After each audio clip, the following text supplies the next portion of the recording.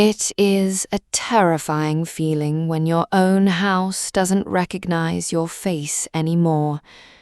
Imagine coming home from a brief weekend business trip, walking up to your front door and having the smart home security camera scan your eyes and flash red. Imagine a robotic voice telling you that you are trespassing on private property, while your phone suddenly disconnects from the entire house network, leaving you standing in the dark. But that wasn't the worst part. The worst part was looking through the glass window of my own $2 million automated smart home and seeing my husband, David, pouring wine for another woman, a woman who was wearing my clothes, laughing at my jokes, and using my biometric profile to control the lights, the security, and my life. Within 48 hours, I became a ghost. When I called the police, David showed them official digital records proving that I had legally signed over the house, emptied my bank accounts, and abandoned the family weeks ago. The digital footprint was perfect. To the law, I was an unstable woman harassing a happy couple. For 3 agonizing months, I lived in a broken-down trailer, freezing, isolated, and completely erased from the world, trying to figure out how someone could steal your entire identity using a line of code. Before I tell you the terrifying details of how my life was hijacked by a smart home conspiracy and the hidden glitch in the system that allowed me to take my revenge, please like this video and subscribe to the channel. And tell me in the comments, which country or state are you listening from? Let's go back to the beginning, to the automated prison I built for myself. I am a software architect and spatial designer. 3 years ago, my husband David and I built our dream home, a fully integrated, voice-controlled, biometric smart mansion on the hills overlooking the city. Everything in the house was automated. The doors opened by facial recognition. The bank accounts were synced to the master home server for automated bill payments, and the entire security grid was controlled by an advanced AI assistant named Hestia. I designed the system myself. I thought it was unhackable. David's family, however, hated the house, and they hated me. His brother, Julian, was a failed tech entrepreneur who had gone bankrupt twice. His mother, Eleanor, believed that since David was a successful corporate executive, his money belonged to the family estate, not to a tech-obsessed outsider like me. The real conflict began when David's corporate firm announced a massive expansion, making David's executive shares worth millions. Julian came to our house, begging David to invest $1 million into his new, sketchy cryptocurrency platform. I intercepted the meeting. I showed David the forensic financial audit of Julian's past companies, proving he was shifting money into personal offshore accounts. David, trusting my data, firmly told his brother no. Julian didn't argue. He just looked around our smart living room, staring at the main control console on the wall. "You think you're so smart, Clara," Julian said with a low, chilling chuckle. "You think because you control the code, you control reality. Let's see what happens when the power goes out." 2 weeks later, I had to fly out of state for a 3-day tech conference. I kissed David goodbye, watched the smart gates close behind my car, and drove to the airport. I had no idea that the moment my phone connected to the airport Wi-Fi, the countdown to my erasure had begun. The nightmare started on my flight back. I tried to log in to our home camera system from my phone to see if David had fed our cat. The app threw a strange error: invalid security token, Account terminated. I figured it was a temporary server glitch, but when my Uber pulled up to our dark driveway at 11:30 p.m. under a torrential downpour, the main iron gates didn't open automatically. My car's transponder was gone from the system. I got out of the car, getting soaked in the rain, and ran up to the front door. I looked into the facial recognition scanner. The laser line flashed blue, then snapped to a violent red. Access denied. Hestia's mechanical voice echoed through the porch speakers. Unknown entity detected. Local law enforcement notified of trespassing. Hestia, override, code Alpha Clara 09. I screamed into the voice sensor. Voice authentication failed. Vocal profile does not match property owner. I began slamming my fists against the heavy glass door. David, open the door. The system is crashing. The living room lights suddenly turned on, glowing a warm, cozy amber. I looked through the glass. Walking down the stairs wasn't just David. Walking next to him was a woman with my exact hair color, wearing my favorite silk bathrobe. She looked out the window at me, smiled a cold, mocking smile, and whispered something to David. David walked to the door, but he didn't unlock it. He spoke through the external intercom. His voice was completely devoid of love. "Clara, stop this madness," he said coldly. "The police are on their way. You signed the separation agreement. You emptied your shares. You left me for your business partner in Europe. I have the signed emails and the wire transfers. Leave us alone." "David, what are you talking about? I was at a conference. That woman inside is a stranger," I screamed, crying as the rain blinded me. But he didn't listen.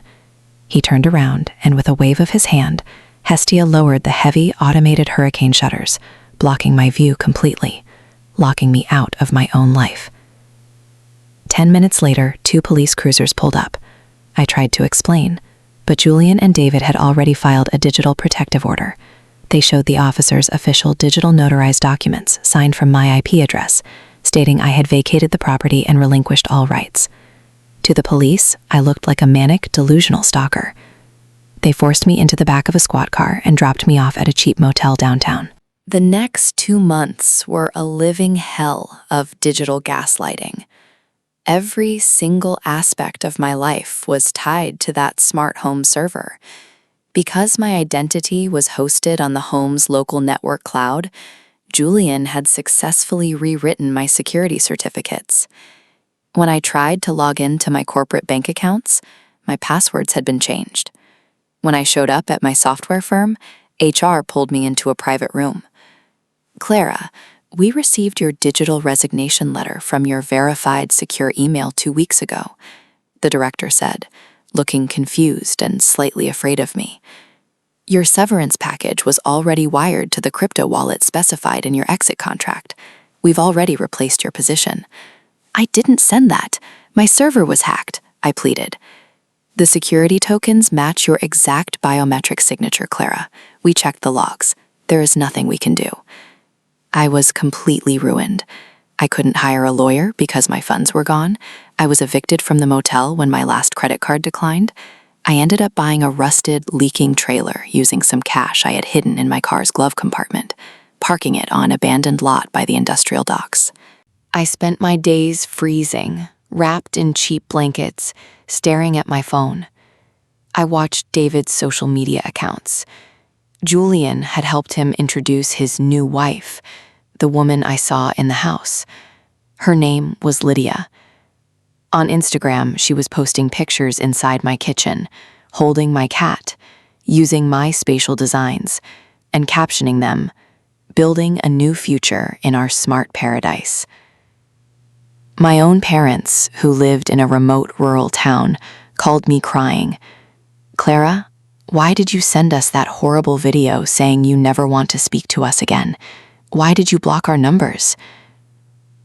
Julian had cloned my voice and video profile, sending farewell messages to everyone I loved to ensure no one would come looking for me. I was a living pariah, completely erased from the modern world by the very technology I had worshipped. I sat in that freezing trailer, looking at a bottle of sleeping pills, ready to surrender to the void.